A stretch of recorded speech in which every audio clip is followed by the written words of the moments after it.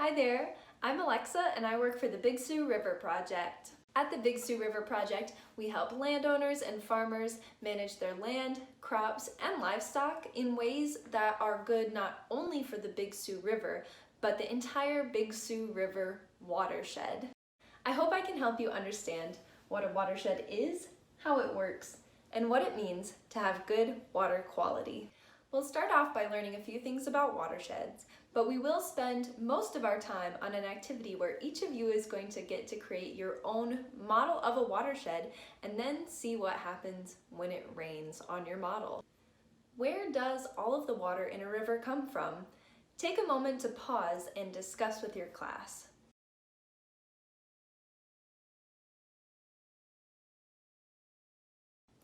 You might have said that the water in a river comes from precipitation, like rain, or snowmelt, or from storm drains, or something else. If it's raining, some water might fall directly into the river, but a lot more water falls on the land and becomes runoff. Runoff is the draining away of water or substances carried in the water from the surface of a particular area of land. Runoff has to go somewhere, and thanks to gravity, that somewhere is lower ground. How the land is shaped, its mountains, hills, and valleys, determines how the water flows across the land and to a common point or an outlet. A watershed is any area of land where precipitation collects and drains to an outlet. So, in a watershed, water flows over land into creeks and streams and rivers, and then flows together towards a common point or an outlet, which could be another river, or it could be a reservoir or a bay, or even the ocean. If you're having a little trouble, try thinking about it this way. The roof of a house is like a hilly piece of land. Rain falls on the top, rolls down the roof to the gutters, which act like rivers, and then that water moves through the gutters, down the downspout, across a driveway or sidewalk or yard, and into the storm drains in the street. The storm drain is like the outlet of the watershed. On the next image I show you, I want you to pause and compare the drawings of the house and the watershed to see if my message sunk in.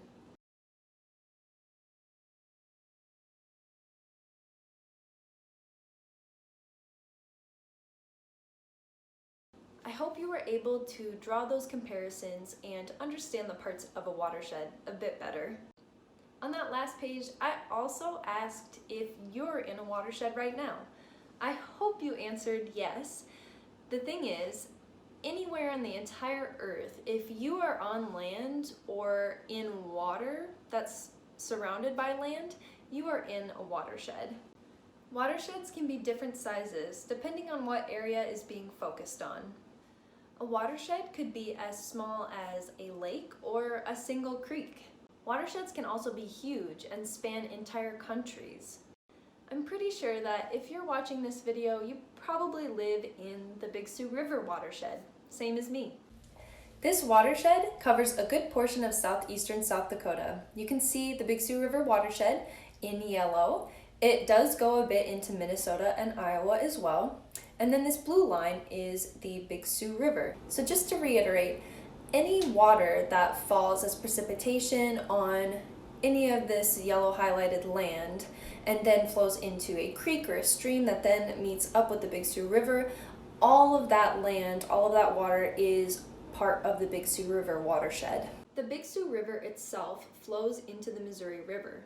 When a smaller body of water flows into a bigger one, the smaller one is known as a tributary. So not only is the Big Sioux River a tributary of the Missouri River, but because it is a tributary, it is also a part of the Missouri River watershed.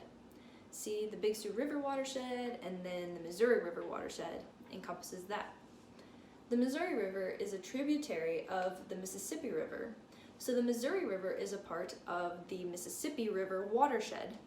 The Mississippi River watershed is the largest watershed in the United States. It drains 1,150,000 square miles of land and thousands of creeks, streams, and rivers. It spans 31 states and 2 Canadian provinces, from the Rocky Mountains to the Appalachian Mountains. This is how water that begins as rain in South Dakota's Big Sioux River watershed can travel all the way to the Gulf of Mexico at the outlet of the Mississippi River at New Orleans, Louisiana. So, the Big Sioux River watershed is a watershed within a watershed within a watershed. But why do we care about watersheds? Well, we need water to live. We are made up of mostly water, and we use water a lot. Take a moment to pause and list out some things that you've used water for today with your class.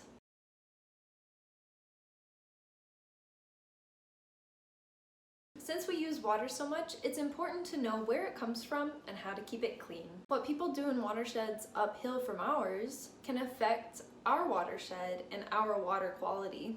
Water quality is actually used to describe how well water is suited towards a particular use, such as drinking,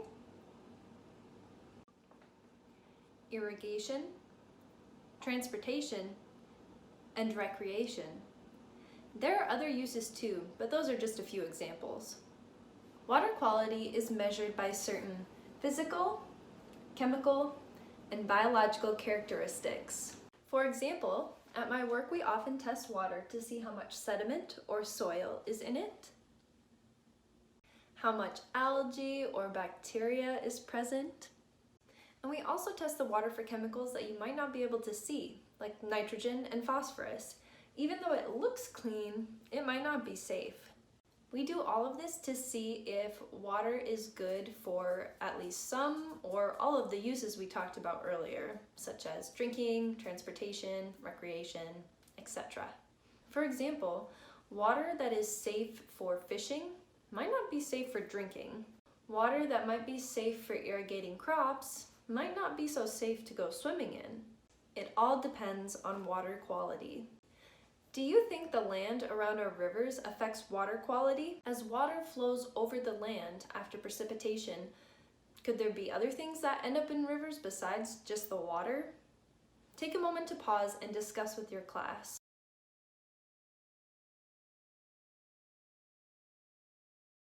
It's not just water that flows in a watershed. When water goes across land, it can pick up pollutants. There are pollutants that we can see, like garbage. I like to take a trash bag and make sure that I clean up around my yard so that nothing gets into the storm drains and then goes to the rivers. There are other pollutants that we can't see. This could be chemicals or bacteria that are really small. These things come from factories, from farm fields when we apply fertilizer and pesticides, and they can also come from livestock and pet poop, which is why it is so important to pick up after your pets, no matter where you are. Pollutants can be bad for the creatures living in the river, such as fish, but they can also be bad for people. They can make us sick, and it's not very nice to look at. We all want clean, pollutant-free water for drinking, watering our plants, and washing up with, and all sorts of other things. So it's good that we have water treatment plants to keep the water safe for us. Now that you understand the basics of a watershed and water quality, it's time to make your personal watershed model. The supplies you'll have in your kits and need to take out are 2 sheets of white printer paper, 1 paper plate,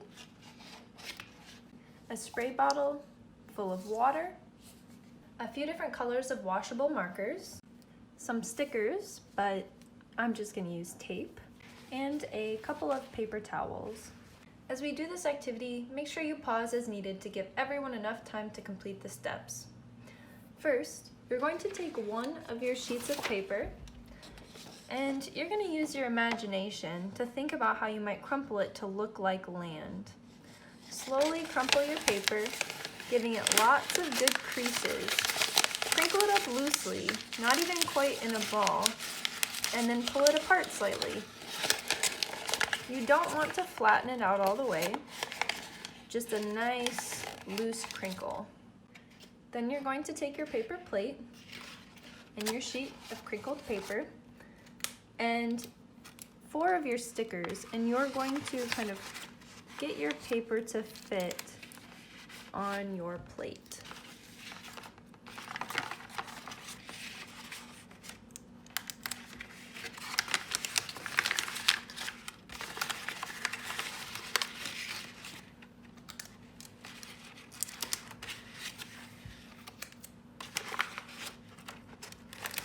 So I adjusted my paper a little bit more so it fits better on the plate. We put these stickers or tape down because when the paper gets wet, it is going to try and flatten out, which we don't want.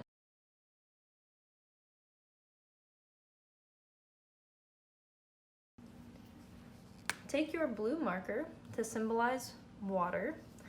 You can use a different color if you don't have blue, but I find it the easiest to use blue for this activity. We're going to trace all of the highest edges of the paper with this. We are essentially outlining the highest ridges of the mountains and the hills in this watershed model. Make sure you use plenty of marker. Get it real dark. You can kind of go over the sides a little bit. It's okay if the lines aren't perfect. We are just highlighting all of these sort of highest areas. This blue ink is going to run once it gets wet, and then we'll be able to see the direction of the flow of water in our watershed models. This is a good spot to pause and just make sure everyone is on the same page and has gotten to the same point. And take this time also to look at your model. Notice where there would be hills or mountains, where there are sort of valleys or lower points that we're not coloring. Where do you think the water is going to flow when it rains on this model and on your own model? Does it look like it's going to gather anywhere?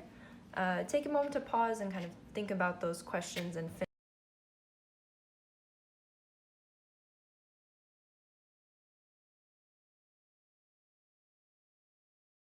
So here is what my model looks like when it's all done. Lots of blue ink so it'll run well. Now it's time to add some rain. Watch my model first and then you can give it a try on yours. What we'll be doing is taking the spray bottle and gently spraying our watersheds.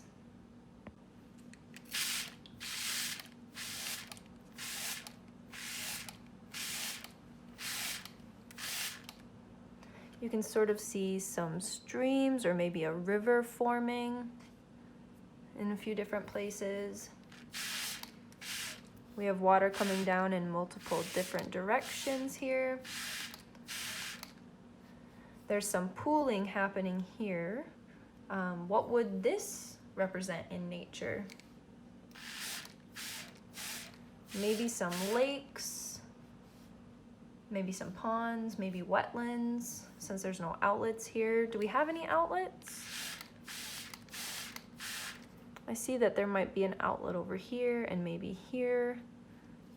There's one that you can't quite see too well right here on the other side of the paper. That might be where our watershed makes it to the ocean.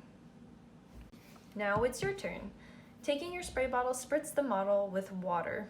Where does the water go? Did the flow follow your predictions? Is there one watershed or more than one watershed on your model? Pause and give it a go.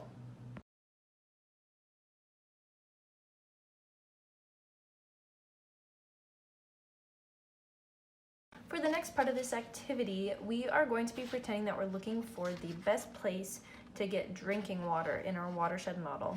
So what we're going to do is empty our plates, kind of use your paper towels to dry things off, and crumple your paper and outline your ridges just like you did before. Give this video a pause while you do that, and when you come back, I'll tell you what else we need to add.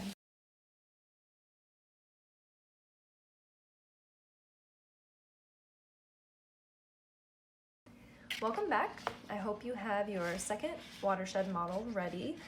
We know that for this model, we are going to be looking for a clean drinking water source. But some of the other things humans need to do can cause pollution. So we're going to choose a few of the following activities that cause pollution and use a different color to draw each of them in our watershed. One of the things that can cause pollution is farming. We need farming because we need to have food grown for us, but it also does have pesticides and herbicides and things that can sometimes get into the water and cause pollution. We could do a forest that has been logged or clear cut to make homes and paper products. We could do recreation. People don't necessarily mean to pollute, but sometimes when people are camping or skiing or hiking, they leave trash behind or do other things that could harm the environment. And we could also do places to live, like towns or cities. Industrial factories and things can also cause pollution. Cars could cause pollution by maybe dripping some oil on the street. So here are a few of the examples I talked about. I have some farm fields, I've got cars and houses and skyscrapers. I've got some people camping here and here. I've got logging going on. So those are just a few of the things that you could do. If you come up with your own, feel free to share with others and add them in. But now is a good time to give this video a pause and take a couple minutes to add some of these potentially polluting activities to your watershed.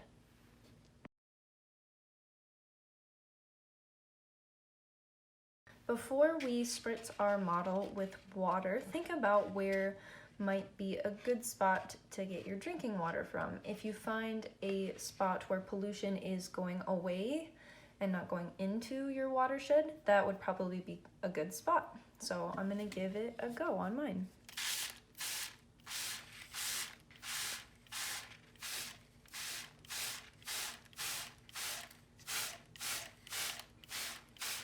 So we can see some sort of runoff from these farming fields happening.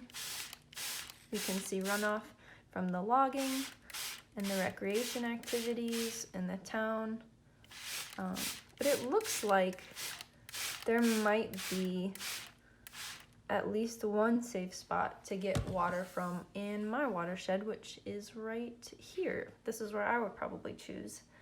Now give it a try on your model.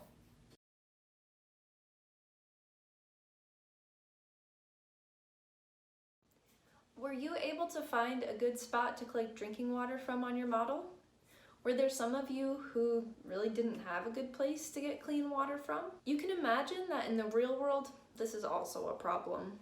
We want to choose a watershed that's free from any activities that could cause pollution. Even if there are some pollutants, we do have water purification and treatment plants to make sure that our water is 100% safe to drink and use for other activities. Unfortunately, the Big Sioux River watershed is no stranger to having problems with water quality. Thankfully, there are many different groups who are working to make the water better, cleaner, and safer for all people and creatures in the Big Sioux River watershed. One of those groups is the project that I work for, the Big Sioux River Project. As I said before, we work with landowners and farmers to improve the quality of the Big Sioux River and its tributaries. We have a lot of different programs. One is helping farmers pay for special barns for their livestock that help store poop so that it doesn't go into the Big Sioux River or any of its tributaries. Another program we do is helping people build terraces. You've probably seen terraces before. They kind of look like big stairs in the land, and they help trap runoff from crop farming, such as soil, fertilizer, and pesticides. Finally, our biggest program is called SRAM, or Seasonal Riparian Area Management. For SRAM, we help a farmer with a grazing plan for their cows along the river. They can graze the cows in the colder months, but not during the warmer months when humans might be using the water for recreation. In the warmer months, farmers have to allow grass and native plants to grow on the riverbanks and can harvest hay once or twice. The grassy riverbanks trap pollution and soil and protect waterways. They also provide habitat for lots of creatures, so it's a win-win for everyone. The Big Sioux River Project and our partners are working hard to make the Big Sioux River watershed the best and most healthy watershed that it can possibly be. Well, that's all we have, so thanks for learning about watersheds with me today, and until next time, see you later. Cheers.